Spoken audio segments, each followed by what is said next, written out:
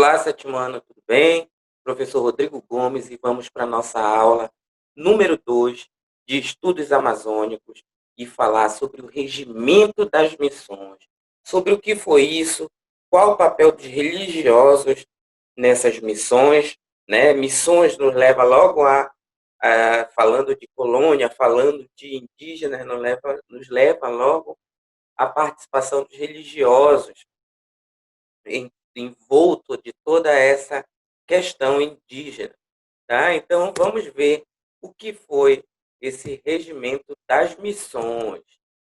Os missionários eram responsáveis pelo ensinamento da religião católica aos indígenas. Isso também era muito importante para a conquista portuguesa, pois para os europeus a religião seria a forma de ensinar aos indígenas a civilização, ou seja, os valores e o modo de vida europeu. E aí a gente tem que questionar: os nativos, que foram denominados de indígenas, queriam ser catequizados? Queriam ser civilizados do jeito que o europeu queria? Né? Então, será a justificativa dos europeus, aliás, o convencimento deles foi muito forte, mas não tão forte porque muitos se revoltaram, muitos fugiam. Então, deu vários resquícios de que não deu certo. Então, essa catequese, essa conquista através da religião funcionou. Sim, né? Converteu, escravizou e matou muitos indígenas. Mas eles não perderam a identidade deles, os indígenas, quanto nativos da Amazônia. Tá? Então, o papel dos missionários foi muito importante para explorar. E eu sempre te falo, quando tem a catequese, tem a exploração, tá? Tem um objetivo maior quando se tem a catequese dos indígenas, tá? O retorno dos jesuítas. Lembra que os jesuítas foram expulsos tanto de Belém e São Luís por entrarem em conflitos com os colonos pela mão de obra escrava indígena, tá? Eles aldeavam os indígenas e mais tarde e outras vezes eles vão retornar. Mas em 1686 foi publicado um conjunto de medidas pelo governo, pela metrópole, chamado de Regimento das Missões. Aí os jesuítas retornam e tomam o poder. E aí, no ponto dos regimentos, o primeiro ponto, devolviam para as ordens, ou devolviam às ordens religiosas, o controle sobre a mão de obra indígena. Então, quem vai ter esse controle e provavelmente vai desagradar de novo os colonos que se utilizavam daquela mão de obra. Então, eu vou ter aí o controle sobre a mão de obra indígena. Outro ponto, os jesuítas voltaram a ser os responsáveis pela organização e administração dos aldeamentos. Tá? Então, os indígenas vão ser, de novo, os responsáveis pela administração. E eles que vão ditar o que vai ser feito. Os colonos foram proibidos, um dos primeiros pontos que eles fazem é que os colonos vão ser proibidos de morar nos aldeamentos.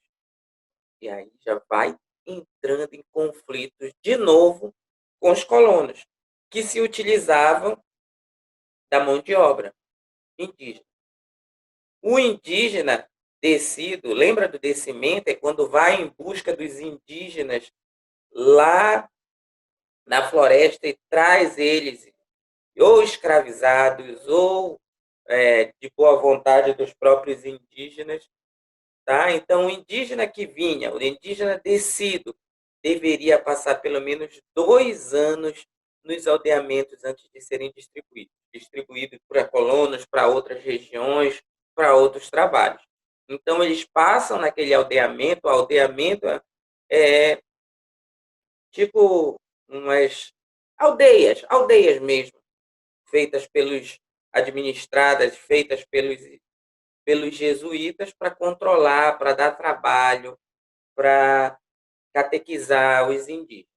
Então, antes deles serem distribuídos para outros lugares, outros aldeamentos ou outras regiões, ou outro tipo de trabalho, ele tinha que passar pelo menos 2 anos nos aldeamentos. Fazendo o quê?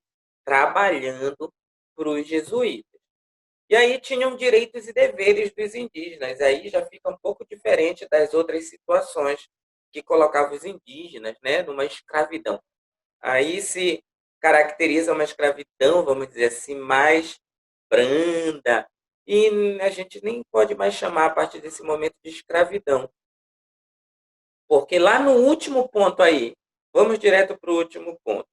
Ali eu tenho direito à propriedade do indígena e seu trabalho seria remunerado. Tá? E como seria essa remuneração? E o indígena precisava dessa remuneração ou precisava viver livre ou precisava apenas da natureza? Né? O que o indígena ia fazer com essa remuneração? Então, será se funcionou? A gente tem o primeiro ponto, dos direitos e deveres dos indígenas. Ficava proibido forçar um indígena a acompanhar um descimento, caso não fosse sua vontade. E aí já muda um pouco essa, vamos dizer, a visão do descimento como era algum tempo atrás, tá? Então muda. Agora ele não precisa mais forçar o indígena vai se ele quiser. Será se aconteceu isso mesmo? Tá? No segundo ponto, o indígena aldeado teria liberdade, e essa liberdade era concedida, significava que eles não poderiam ser escravizados, e sem poder fazer o que quisessem. Então, essa liberdade que foi concedida a eles não era a liberdade que nós temos hoje em dia. A nossa liberdade de hoje em dia, nós podemos nos expressar, nós podemos fazer o que quiser, mas o indígena não. Tá? Ele não podia ser escravizado, tudo bem, mas não podia fazer o que quisesse. Ele não podia sair do aldeamento sem avisar, sem dar um motivo. Da feita que ele entra, ele não podia sair sem dar um motivo. Então, por um lado, os direitos e deveres dos indígenas abrandou aquela escravização dos indígenas, tá? E nós vamos aqui voltar um pouquinho para esse papel desse missionário. O missionário, o jesuíta, eles vão retornar, né? Eles vão retornar com mais assim, mais brandos, ou seja, mais tranquilos, mais decididos, mais em paz com os indígenas. Mas mesmo assim, ele vai criar conflito, eles vão criar conflito com os colonos. O que é importante ficar na memória de vocês. Vai ter sempre um conflito com os jesuítas. Os jesuítas vão ser expulsos de novo. Tá? E também tem que ficar o que foi esse regimento das missões. Né? Então, o regimento ele devolveu para a ordem, para as ordens religiosas, principalmente a dos jesuítas, o controle sobre a mão de obra indígena. Então, ele dava o aval para os jesuítas fazerem o que quisessem. Só que aí os jesuítas já tinham passado por maus bocados, vamos dizer assim, né, com esse processo de aldeamento alguns anos antes, logo no início ali, tá? Então, isso que é importante, aí a gente vai ter no regimento lei, direitos e deveres dos indígenas que vai amenizar todo aquele sofrimento dos nativos, né? E isso que os textos e os relatos contam. Mas, claro, teve momentos que os indígenas foram escravizados, teve um momento em que os indígenas foram explorados, e isso está bem evidente na história do Brasil. Tá bom? Então, vamos para a questão número 3, tá? Das 5 questões, como eu sempre estou te falando, essa atividade vai ser uma atividade avaliativa e Por enquanto, nós estamos na terceira questão. Essa aí é a terceira questão. Qual o sentido da palavra liberdade para os indígenas no regimento das missões?